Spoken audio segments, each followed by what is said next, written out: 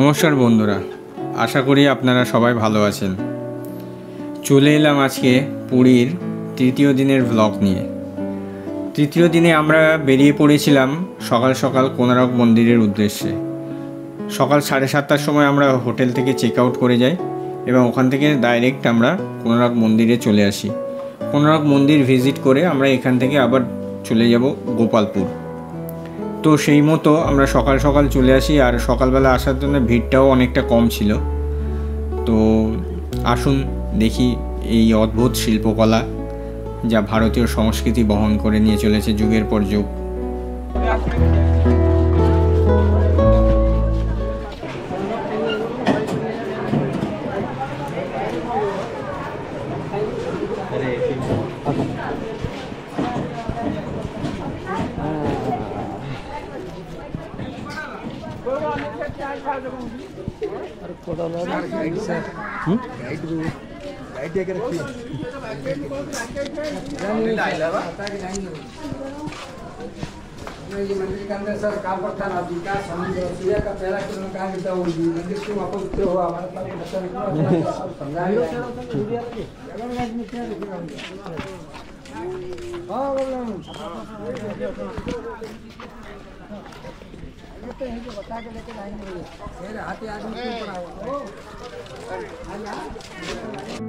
(1250 খ্রিস্টাব্দে) রাজা নরসিংহদেবা এই মন্দিরটি স্থাপনা করেন, যেটি একটি অনবদ্য ভাস্কর্য এবং শিল্পকলার ভারতীয় সংস্কৃতির পরিচয় বহন করে।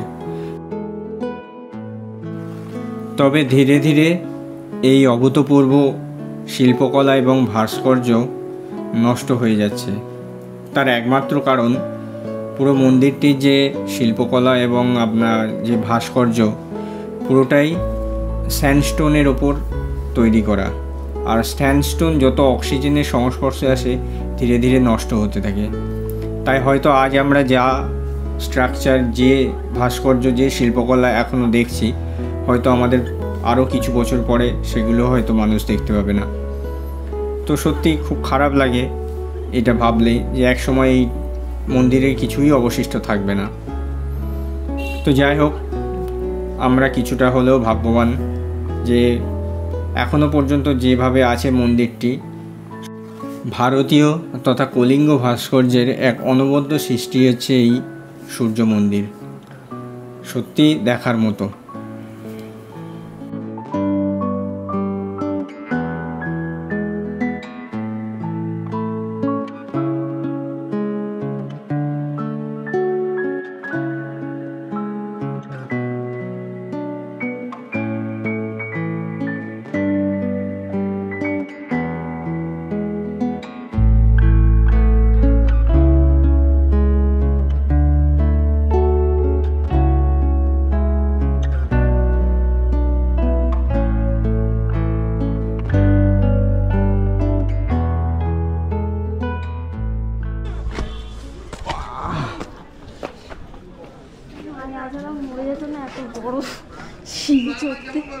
আগেকার লোক একটু লম্বা ছিল, এখন গেছে।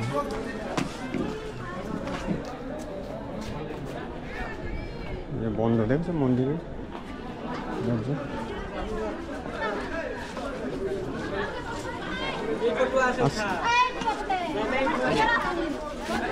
কি সুন্দর তৈরি করেছে।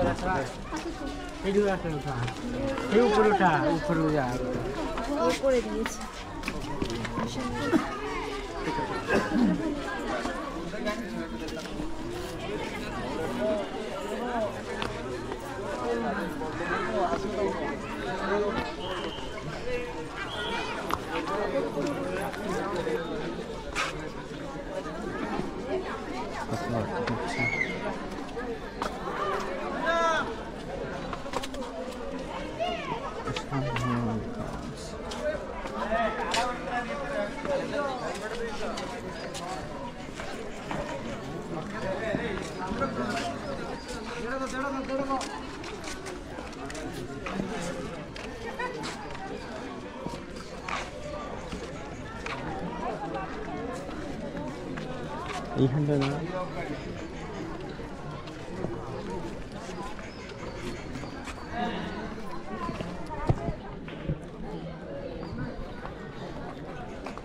মোবাইলটা দাও, এইখানে আছে।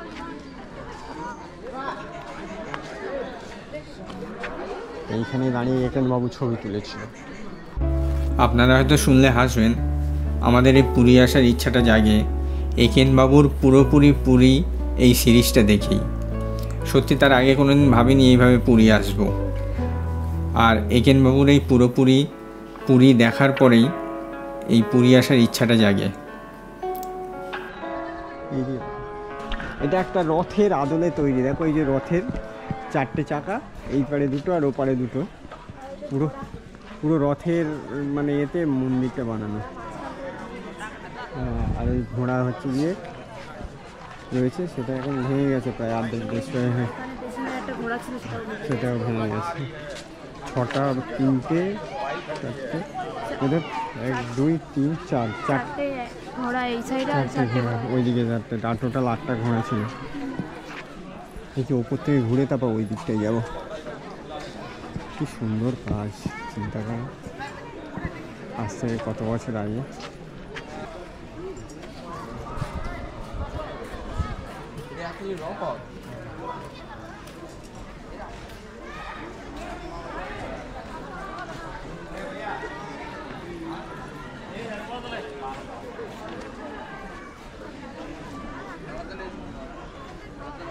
এইগুলো দাঁড় করে রাখার জন্য পরে এইসব সিমেন্টের স্ট্যান্ড করে দিয়েছি, যাতে ভেঙে না পড়ে যায়, সাপোর্ট দেওয়ার জন্য।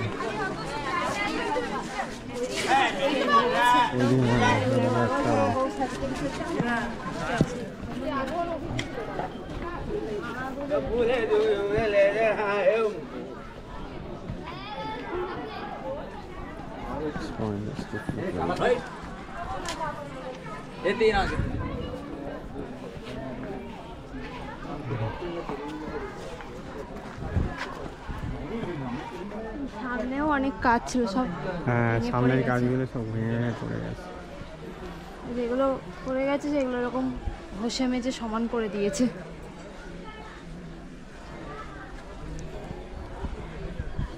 কি অসাধারণ শিল্পকলা।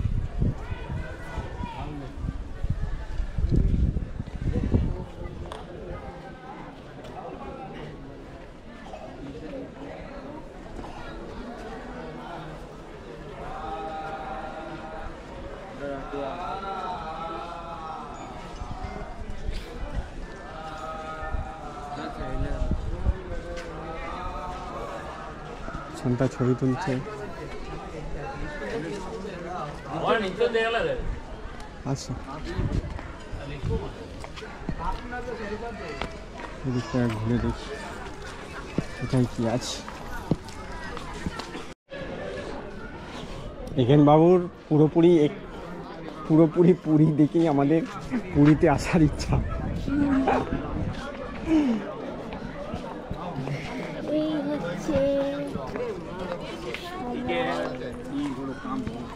সময়ে হ্যাঁ আমরা আজকে যেটা দেখছি সেটা এই পরের জেনারেশন হয়তো আর দেখতে পাবে না আস্তে আস্তে। আসলে স্যান্ডস্টোন, তো স্যান্ডস্টোন হচ্ছে গিয়ে মানে এর সঙ্গে নষ্ট হতে থাকে, আস্তে আস্তে ক্ষয়ে যায় হাওয়ার সাথে।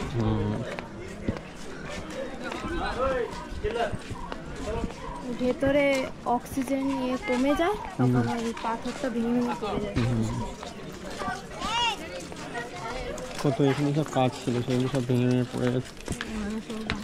এখানটা দেখি কি, এটা দুটো ঘোড়া নিয়ে ভেঙে গেছে, মাথা ভাঙা। সিপাহি আছে, সিপাহির কিন্তু মাথাটা ভাঙা আছে, দেখো।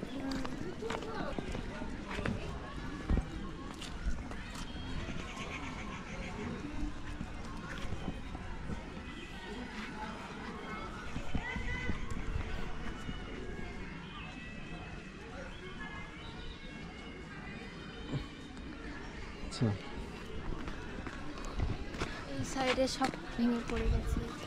এই সাইডে সব কাজগুলো সব ভেঙে পড়ে গেছে।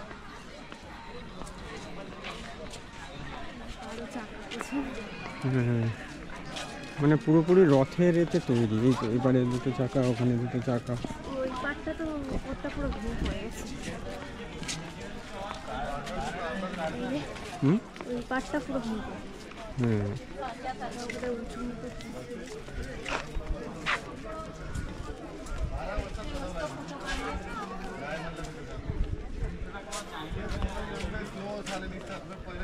এখানে একটা দিয়ে দাও না।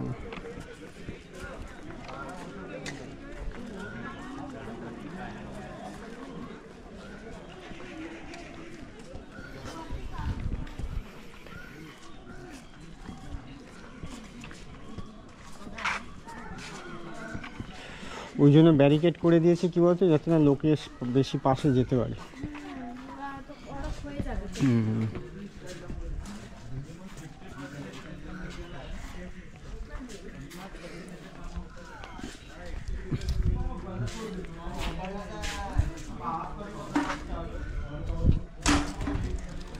ওইখানে একটা দেখো ওই ঠাকুরের মূর্তি করা আছে, খুব সম্ভবত বিষ্ণু।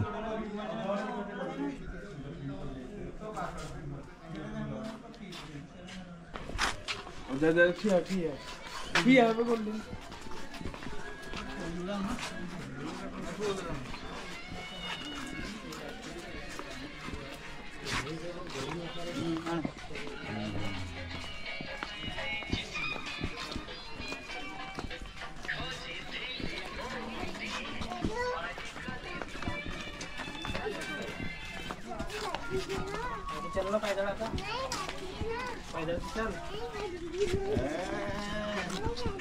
पैदल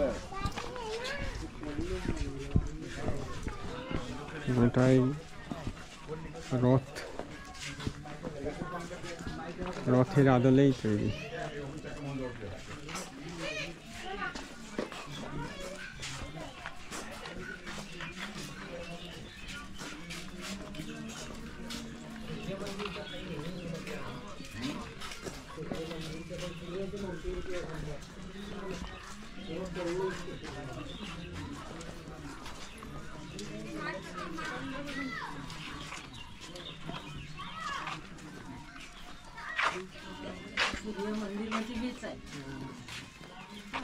ও এটা আর একটা ছোট্ট টেম্পল ছিল, ছায়াদেবী টেম্পল। ছায়াদেবী টেম্পল, সেটা ধ্বংস হয়ে গেছে, ভেঙে পড়ে গেছে।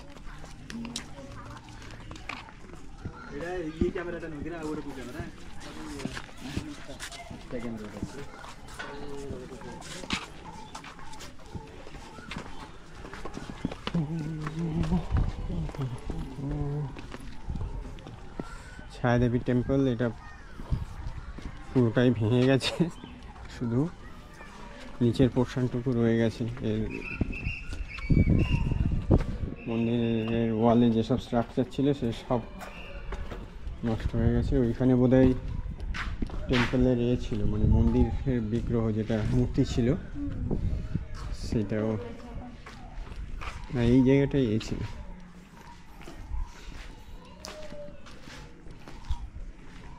আর কি সব আবার ফেলে গেছে, চাদর মাদর। এইটা এই মন্দিরে ওঠার জন্য এক সময় এইসব কত ধুমধাম করে হতো, যখন যেসব পিরিয়ড এটা তো ছিল। এটা জানি না অরিজিনাল মূর্তি কিনা, কারণ এখান থেকে তো সব মূর্তি নিয়ে চলে গেছে বলেছে, এটা পুরীর মন্দিরে।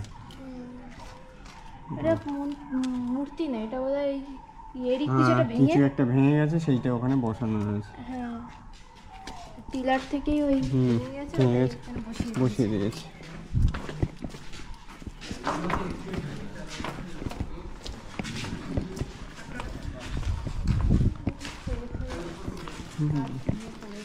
এই যে এরকম কিছু একটা হয়ে পড়ে হয়ে গেছে, সেটা কিন্তু বসিয়ে দিয়েছে।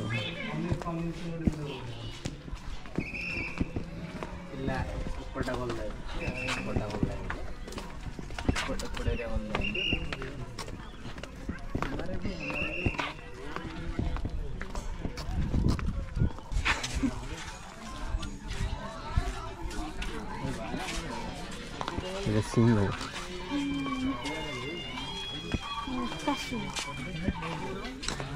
খাবার দাবার খেতে ভালো, হেলদি হয়েছিল।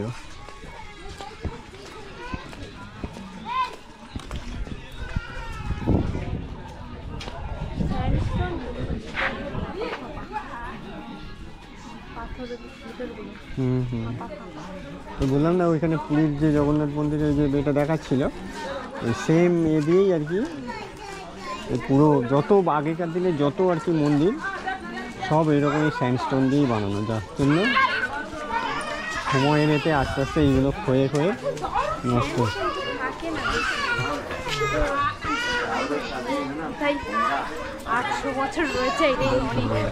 দেখুন এই যে পাথর জড়ো করেছে, জড়ো করে বানানো, দেখতে পেয়েছো পাথরগুলোর ওপর থেকে আর এইরকমভাবে স্ট্রাকচার করা।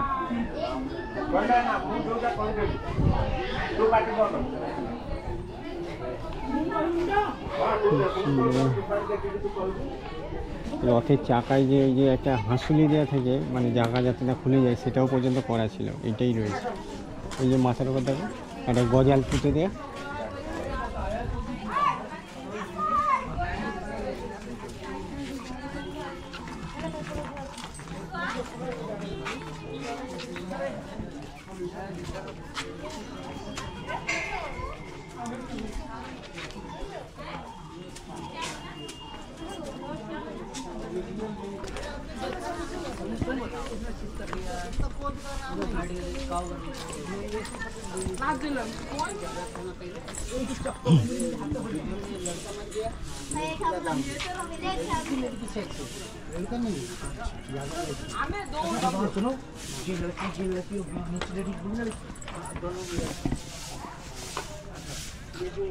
राजा मंदिर बने ना राजा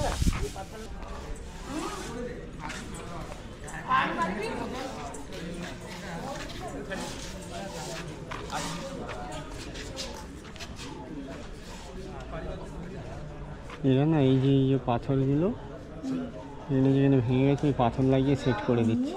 ওই দেখো ওই দরজাটা বন্ধ করে দিয়েছে, দেখ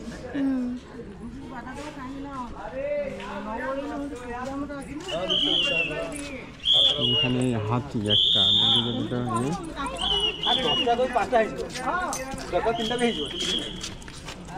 দুটো দুটো সিংহ, এটা আরো বড় ছিল, সিংহটা হচ্ছে যে পাথর দিয়ে দাঁড় করানো। আর এটা হাতিটাও ভেঙে গিয়েছিল পরে আলাদা আলাদা করে করা।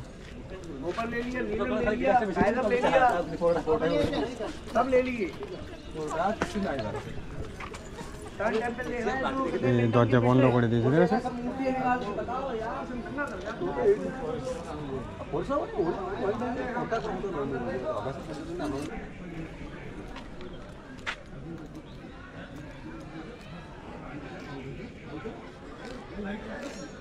হাতি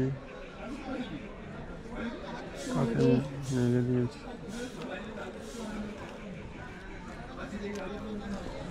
এই ছাই চললে হ্যাঁ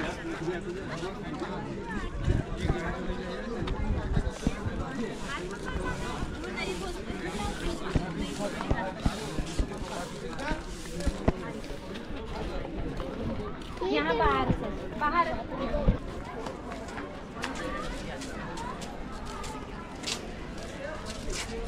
मंदिर आइए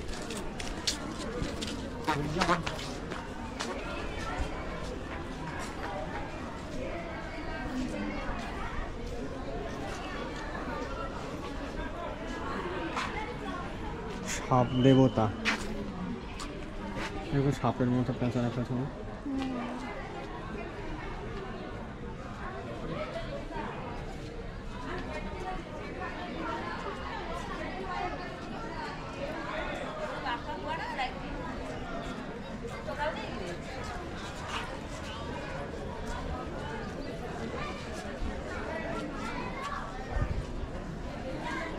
এই সব কিছুর মধ্যে একটা করে গল্প আছে। সব দেখেন যত চাকার মধ্যে এই ছবি তৈরি করা।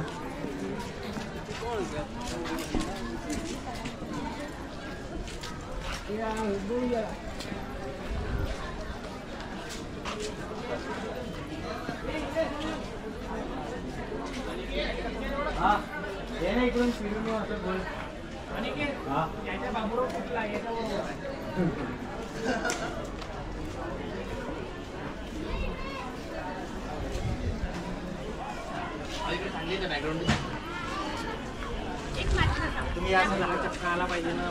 इकडले या साईडला विराट इथे उभा हो इथे इथे उभा राहा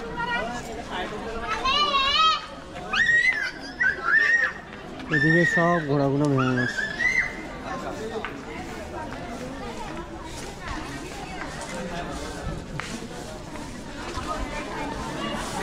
খুবই সুন্দর জায়গা।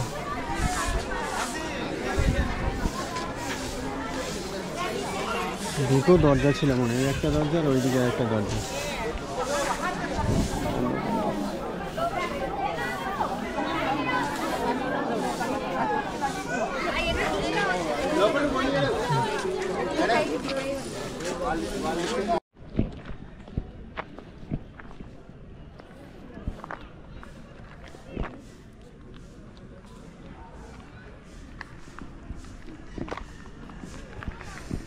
এটা মন্দিরের রান্নাঘর ছিল, এখন তো ধ্বংসস্তূপে পরিণত হয়েছে।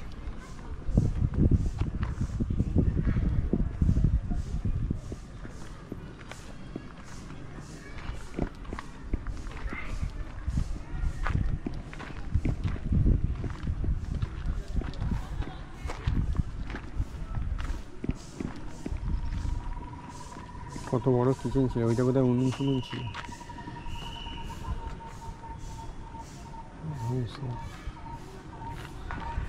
যখন নতুন ছিল কি জামক করে কত রান্নাঘর সব রান্না করছে, মন্দিরের ভোগ ফোগ। ওই যে মনে হচ্ছে যে ছায়াদেবী পরে ওই যে একটা ভাঙা জায়গা, ওইটা হচ্ছে যে মনে হচ্ছে মায়াদেবী।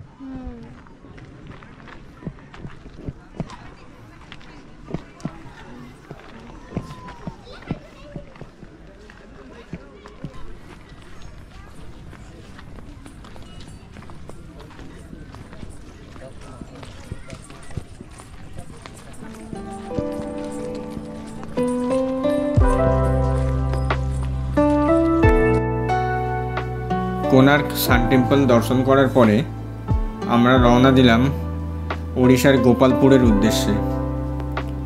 সান টেম্পল থেকে গোপালপুরের ডিস্টেন্স অনেকটাই, প্রায় 200 কিলোমিটার।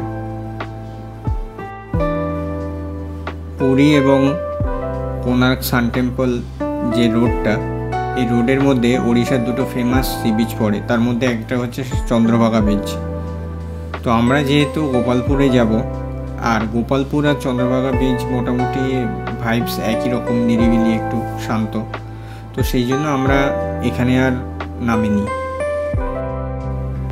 আর আরেকটা ব্যাপার, অনেকটা রাস্তায় ট্রাভেল করতে হবে, প্রায় 200 কিলোমিটার, সেই জন্য আমরা এখানে আর সেভাবে নামিনি।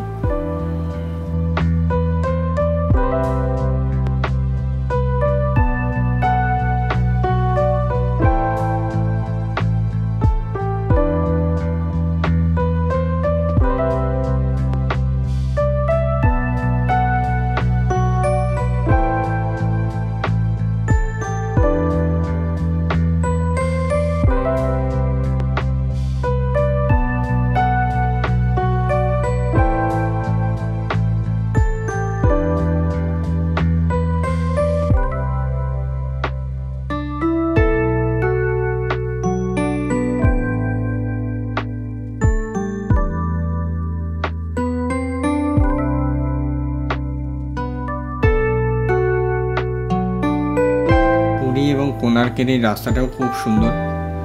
রাস্তার দুধারে ঝাউবন, মাঝে মাঝে বাঁদিকে দেখা যাচ্ছে পুরীর উত্তাল সমুদ্র।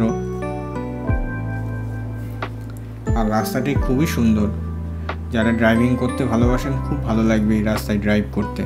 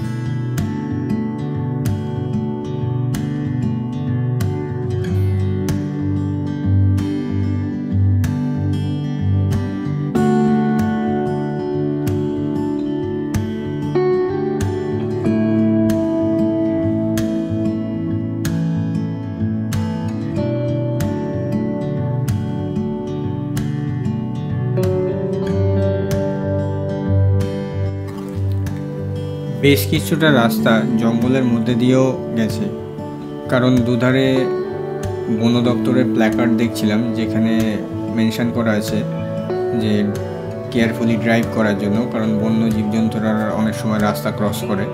তো আমরা সেই সবগুলো মেনটেন করেই যাচ্ছিলাম যাতে কোনো দুর্ঘটনা না ঘটে এবং কোনো বন্যপ্রাণ যাতে আহত না হয়।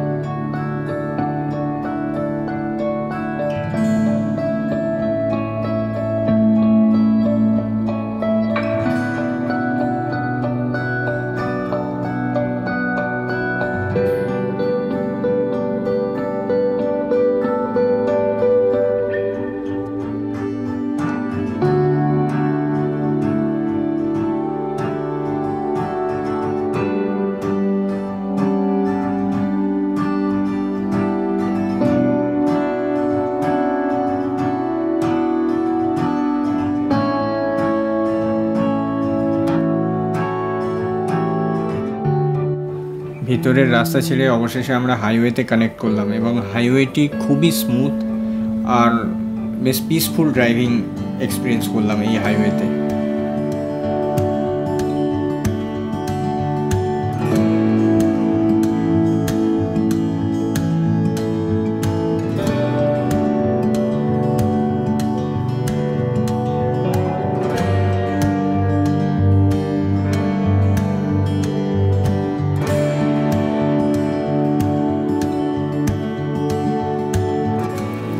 হাইওয়ের দুপাশে এই সবুজে ঘেরা ছোট্ট ছোট্ট পাহাড়, যেগুলো দেখতে দেখতে আমরা চললাম গোপালপুরের উদ্দেশ্যে।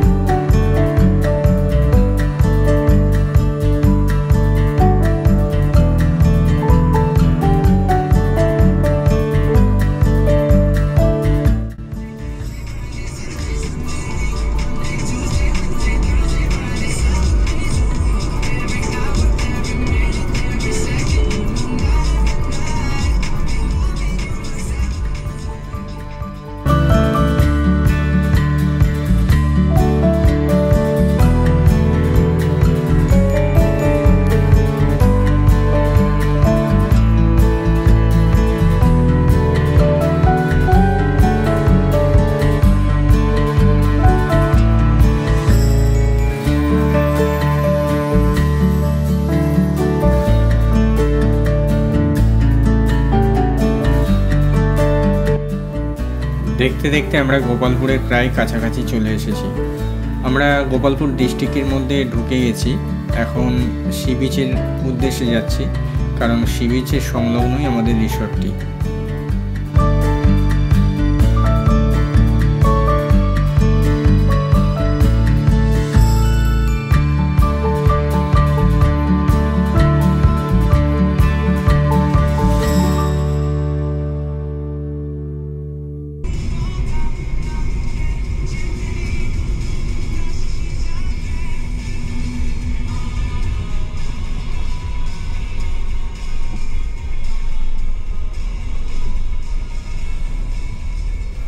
অবশেষে আমরা গোপালপুর পৌঁছে গেলাম। আর খুব সুন্দর নিরিবিলি এই সি বিচটি। গোপালপুর ট্যুরের ব্লগ নিয়ে আমি আবার আসব এর পরের এপিসোডে। ততক্ষণের জন্য আপনাদের কাছ থেকে বিদায় চেয়ে নিচ্ছি। দেখা হবে আবার নেক্সট এপিসোডে। আপনারা সবাই ভালো থাকবেন, সুস্থ থাকবেন। আর যদি ভালো লাগে লাইক, কমেন্ট, শেয়ার, যেটা আপনাদের ভালো লাগবে সেটা করবেন। নমস্কার বন্ধুরা।